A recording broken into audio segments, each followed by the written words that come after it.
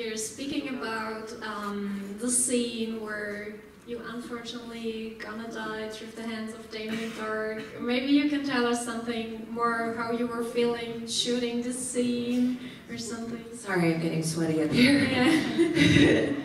Yeah. Sorry, say that again? Talking about my death scene? Yeah, shooting this scene. I assume it was a really tough one?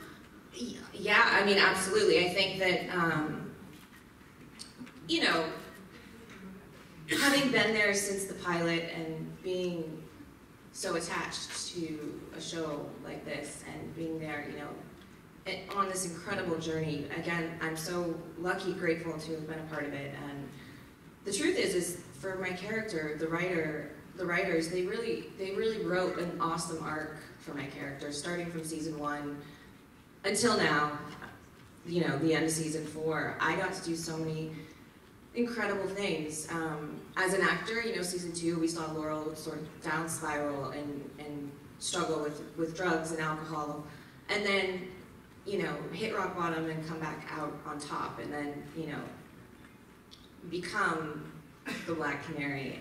And with training and with everything, it was, as an actor, it was amazing, it was unbelievable, because everything I was actually going through, you know, I was actually waking up early, training, you know, doing the things that the character was doing, and we got to see it. We got to see it all for the character, and my life was mimicking basically the same thing in season 3. Thank you so much. And so obviously season 4, they had sort of told my story, and yes, it was obviously extremely difficult to shoot that scene. And it's very real. I mean, everything I was a mess that entire day. Everything that you saw was very genuine, and you know, from the character's perspective and my perspective, you know, it really was a moment that I felt like I was saying goodbye to my castmates and, you know, family, and who've become my family. So it was extremely hard. However, having said that, I understand, you know, it gave them a platform to jump off on. And having said that, it's in the Arrowverse, no one's ever really gone, without spoiling too much. So yeah, I think that it's just given me more of a playground. And are you guys aware of Black Siren? Okay. So yeah, that has been, you know, playing the antithesis of the Black Canary. You know, getting to go Flash, now getting to play, you know, Earth 2 version, the Black Siren and villain has been so much fun. So they've just given me a lot of stuff to do, which I appreciate and love every second of it. Okay, thank you. Yeah, thank you. Another question. I mean, for becoming a part of the Arrow, I'm sure there has been an audition, but how you end up to be in the audition? I mean, have you applied for, or was there something you've read the script and you were like, okay, this sounds interesting, I'd like to go to the audition for this series, for example? Yeah, I mean, essentially that's normally how it works. I had been on the CW for quite some time before that, and working with them in Supernatural and Melrose Place and Gossip Girl. You know, having done those things, I felt like being a part of the CW, I was a part of their family. And so when I read the script, my process was a little bit different because I already had it established. I had a relationship with the creators and producers, and I knew them, they knew me quite well. So once I read the script, I immediately I was like, I'm not reading anything else, this is the one I want. That really stressed my manager and agent out because you never know if you're going to end up being the one that is going to get it. But I just was like, I don't want to read anything else. This is the one that I want to go for. And so I had a meeting with them, and then basically just like it's like a screen test, and did it. I was extremely nervous, but did it anyhow, and ended up finding out later that night that I was the one who got the part. So And did you know from the beginning that there will be like a transformation of your character from Laurel the lawyer to the Black Canary? Yes, I did know that. They didn't tell me when, though. They just said, you know, this is what we have in store for you, where we see this character going, and I really wanted to do action, and I was really excited, obviously, once it happened. But, you know, I like working out, and I really, you know, was looking forward to the transition. And so, yes, they did pitch it to me. They just didn't tell me when it was all going to happen. But I think it all happened the way that it was supposed to happen. And for this kind of transformation, for all the fighting scenes, you had a lot of preparations, trainings, they took place? Yeah, I did a lot of martial arts training and kickboxing, actually. Oh, okay. How did you like that? I loved it. It was awesome. I remember after, you know, a few months, and then also having to put muscle on,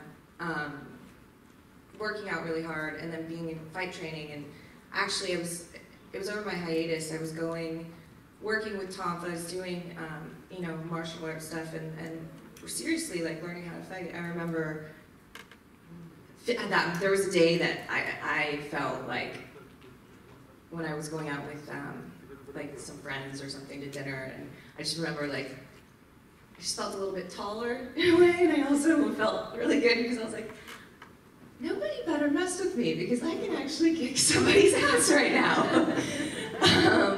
So that, I mean, that was a really cool feeling to know you can self-defense, you know. I don't know, it certainly felt good, and something I still keep up and I love doing, and has become part of my lifestyle, and which is great because it works for these characters. Yeah, I assume for the dangerous stunts you have like a stunt girl. So how many of the scenes or stunt scenes are really you, actually? Well, for the most part, they let me do a lot. However, they're not going to let me jump off a building. Sure. So I had a stunt double. Her name was Atlin, who's phenomenal. But for the most part, you know, when they're fight scenes, like they'll let us do some of it. But at the end of the day, you know, insurance, and they can't obviously risk if I were to get hurt or fall off a building or something. You know, those really crazy shots, those are definitely not me.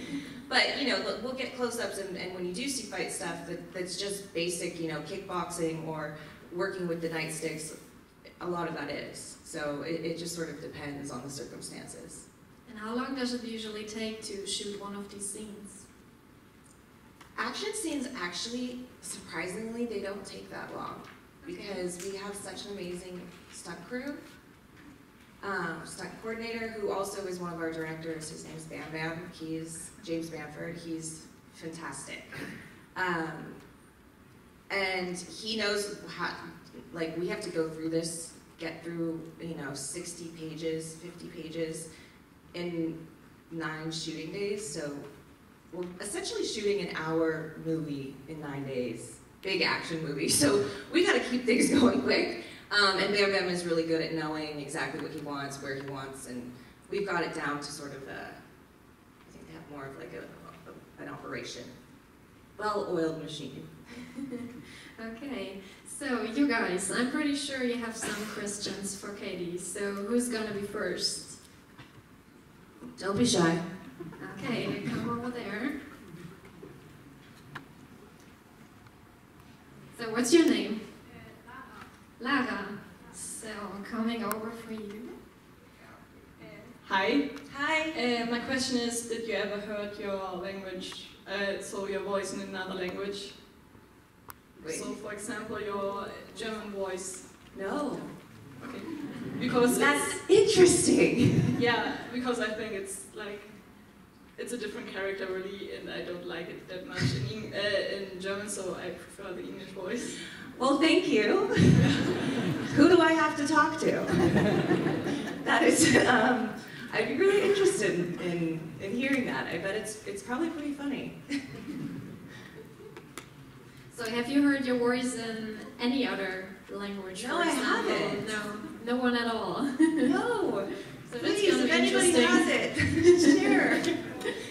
Okay, next question. Who's that? What's your name? Jana. Okay, here we go.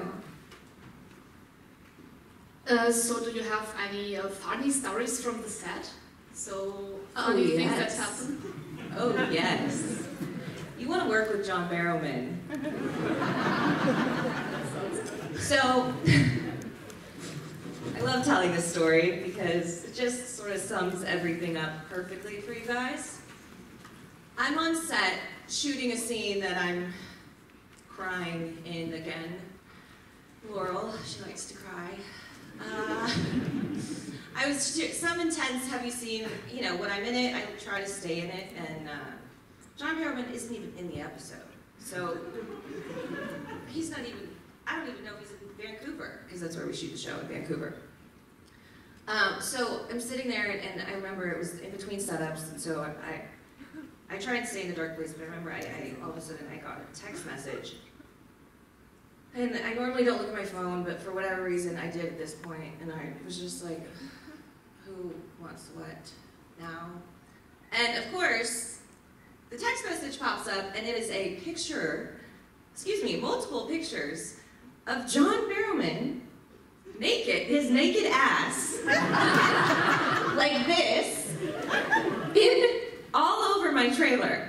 So he went to the couch and did like, his naked ass on my couch, over to my fridge, with his naked ass in my fridge, and I was like, wait, what?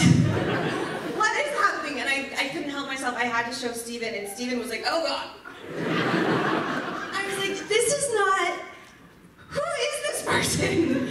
I mean, it was hilarious, the moment, like the timing could not have been better. He's hysterical, he lightens everything, and you know, we could get dark over there because, you know, there's people dying and, you know, the alcoholism and my father and all this, you know, it's pretty dark. So it's nice to have John Barrowman taking ass selfies in your trailer. And then just feeling like, when I saw him, I was like, you're not even in this episode. Like, what are you doing? He's like, oh, sorry, I just had to come and get my hair cut. It's like, of course you did. So yeah, it was pretty funny. He's phenomenal. Okay, who's for the next question?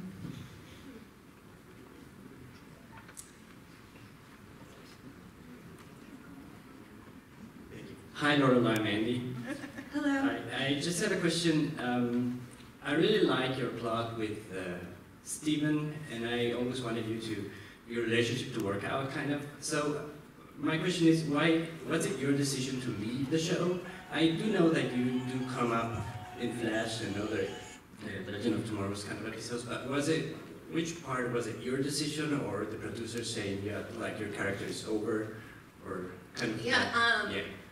No, it was definitely more of a producer's decision, you know.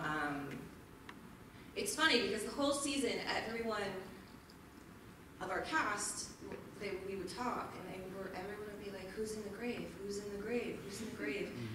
And I remember I was never really worried. I was like, you guys, no one's in the grave. What? Who cares? Like, we're in this universe, you know. I just didn't really ever, and maybe that was, you know, silly on my part. I don't know. It was solely just a producer's and writer's decision, and needing more writing material. I think that you kill off a main character that gives you so much. All the other characters react to that, and it's like a platform to write so much more. So again, like from a producing standpoint and writing standpoint, I understood the decision. I was not necessarily happy with it, but everything happens for a reason. I truly believe that, and you know, it's led me to more and different. I don't want to spoil anything for you guys. it's branched off in a way that I'm very happy about, and I think you guys will be too. So even though it was hard during the time hearing that I was the one that was in the grave, and I was like, I can't believe I was like, I thought no one was in the grave. You're telling me now I'm in the grave? And it was a tough decision, I think, but overall, you know, it was the right one, and it's led me to a really awesome opportunity, and not necessarily gone. So, keep watching. So we're gonna be excited what's gonna happen next. Okay, over here we have another question.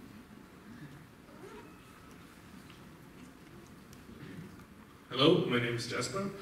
First, can we ask about Supernatural, or are there? Yeah.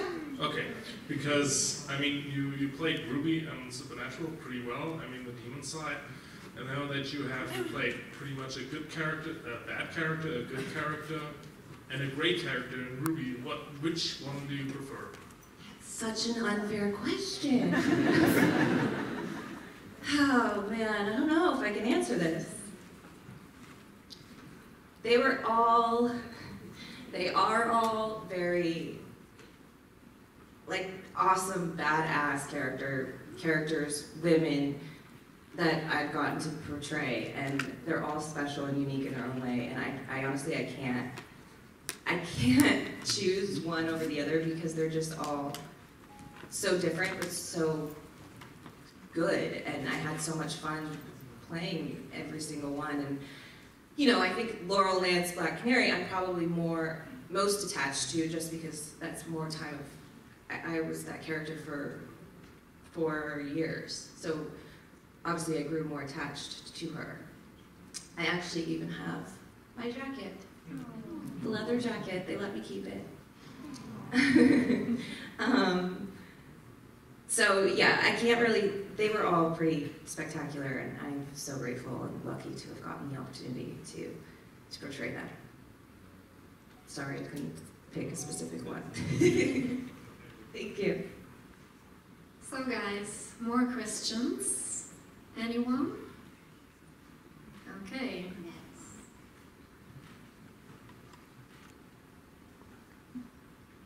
Hi, I'm Karen, and I was wondering, you have your acting career, you have your blog, you do a lot of Instagram. Do you ever feel like you have a project that you can't put enough time into, especially considering that you need to work out and prepare everything? Karen, it's the story of my life. I'm glad. Yes. Yeah, it's tough. It's really hard. It's also very hard to explain. You know, unfortunately, I can't even explain to my family. You have to just, because they don't understand, because obviously, shooting in Canada, we shoot 10.5 months of the year in Vancouver, and I'm from Los Angeles, and my family's in Los Angeles, and they don't quite understand, you know, unfortunately, your personal life, it does take a back seat for a little bit, and right now my career is what I'm focused on, and what's important to me. I mean, my personal life is too, but I think that it is very time consuming, and it's taken some time for friends and family to sort of try to wrap their head around everything, because yes, there's so many things that I want to do. I want to write, I want to direct, you know, I have my blog, which I love.